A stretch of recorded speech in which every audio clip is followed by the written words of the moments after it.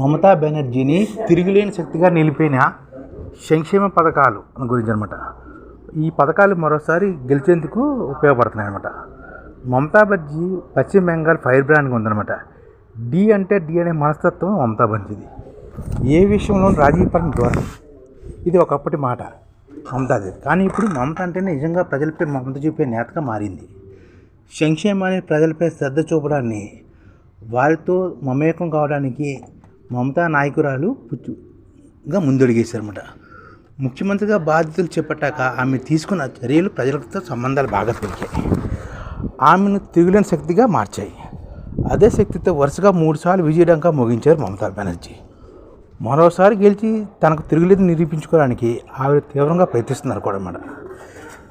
Didi model తోటి మరోసారి super hit కొట్టాలని చూస్తున్నారు. ఈ నేపథ్యంలో ఆమె ప్రారంభించిన పందాలు ప్రజలతో అనుసంధానమైన తీరు ఆసక్తికరం. గ్రామీణ ఆర్థికాన్ని కూడా ఊతం ఇస్తుందన్నమాట. సంక్షేమం, నగదుల బదిలీ, శ్రద్ధ, నిరంతరము ప్రజలతో అనుసంధానమే ఉండటం మమతా బెనర్జీని ప్రత్యేకంగా నిలుపుతున్నాయి. ఆమె ప్రభుత్వ సంక్షేమ నిర్మాణము పాలనలో అత్యంత కీలక భాగంగా ఉంది. ఇందులో భారీగా సామాజిక సంక్షేమ పథకాలను రాజకీయ పరిణామాలతో అనుసంధానించడం అత్యంత ముఖ్యమైనది. దీదీ మోడల్ పరిపాలన అంటే కీలక సంక్షేమ పథకాలు అమలు చేయడమే కాదు, గ్రామీణ ఆర్థికాన్ని పునర్నిర్మించడం కూడా. ఇది ఆమె తిరుగులేని అధికారానికి ఆలంబనంగా నిలిచింది. ఇంటింటా ధనలక్ష్మి అనమాట. దీదీ మోడల్ అత్యంత ముఖ్యమైనది లక్ష్మీ బండార్ పథకం అనమాట. లక్ష్మీ గర్ బండార్ 2021 ప్రారంభించిన ఈ పథకంలో భాగంగా 25 నుంచి 60 ఏళ్ల మధ్య వయస్కులు ఉన్న 2.2 కోట్ల మంది మహిళలకు ఆర్థిక సహాయం అందిస్తున్నారు. వారి వివాహ పరిస్థితి, ఉద్యోగంతో సంబంధం లేకుండా అందరికీ సాయం అందుతుంది. పశ్చిమ బెంగాల్లో ఉన్న మహిళలందరికీ ఇది వర్తిస్తుంది. ఈ పథకంలో భాగంగా ప్రతి మహిళకు నెలకు 1000 రూపాయల సహాయం అందుకుంటున్నారు. ఎస్టీ మహిళలకు 1200 రూపాయలు ఇస్తున్నారు. ఈ పథకం అత్యంత అధునీయ పథకంగా పేరు తెచ్చుకుంది. మళ్ళీ అధికారంలోకి వస్తే మరో 500 రూపాయలు పెంచుతామని తృణమూల్ కాంగ్రెస్ హామీ కూడా ఇచ్చింది అనమాట.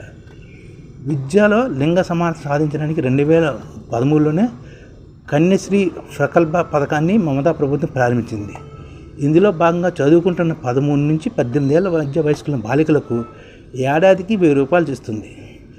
18 ఏళ్ళ తర్వాత చదువు కొనసాగిస్తే ఒకేసారి 25,000 రూపాయలు ప్రోత్సాహాన్ని కూడా అందజేస్తుంది. ఇప్పటిదాకా ఈ పథకం కింద 7 కోట్ల మంది బాలికలకు సహాయం అందింది. ఇది అంతర్జాతీయంగా గుర్తింపు పొంది ఐక్యరాజ్య సమితి ప్రజాసేవ అవార్డును కూడా సొంతం చేసుకుంది. 9 కోట్ల మందికి ఆరోగ్య బీమా కూడా కల్పించింది. 2016లో ప్రారంభించిన స్వాది పథకం ద్వారా 9 కోట్ల మందికి అంటే 2.5 కోట్ల కుటుంబాలకు ఆరోగ్య బీమాను ప్రభుత్వం కల్పించింది. ఇందులో భాగంగా 5 లక్షల వరకు నగదు రహిత చికిత్స అందుతుంది. దీని ద్వారా ఇప్పటిదాకా 1 కోటి మందికి చికిత్స జరిగింది. ప్రభుత్వం 13,000 కోట్లను కూడా వ్యయం చేసింది. రాష్ట్రంలోని నిరుద్యోగ యువతకు నెలకు 1,500 అందించే బంగ్లార్ యువ సాహితీ పేరుతో కొత్త పథకాన్ని మమతా ప్రభుత్వం ప్రకటించింది. ఈ పథకంలో భాగంగా 21 నుంచి 40 ఏళ్ల మధ్య వయసున్న వారికి 5 ఏళ్ల పాటు లేదంటే వారికి ఉద్యోగం లభించే వరకు సాయం అందనుంది. రాష్ట్ర ప్రభుత్వం అమలు చేస్తున్న సంక్షేమ పథకాల ఆహార భద్రత ఒకటి. 2016లో ఖాద్ సాది పథకం పేరుతో దీన్ని ప్రారంభించింది.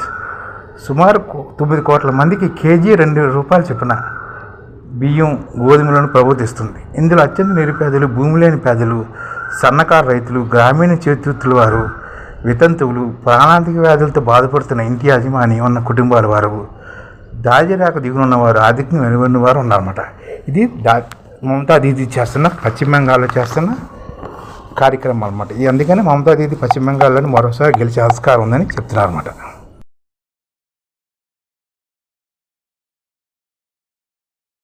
ఈ ఛానల్ ముఖ్య ఉద్దేశం ఏంటంటే మన తెలుగు రాష్ట్రాల్లో 1 కోటి మందికి సంఘటిత రంగాల్లో ఏ విధంగా ఉద్యోగాలు ఇవ్వవచ్చు, కనీస నెల జీతం 30,000 వరకు ఏ విధంగా ఇవ్వవచ్చు, ఏ విధంగా చేస్తే ఉద్యోగాలు సృష్టించబడతాయో వివరిస్తూ ఈ ఛానల్ వీడియోలు వస్తాయి.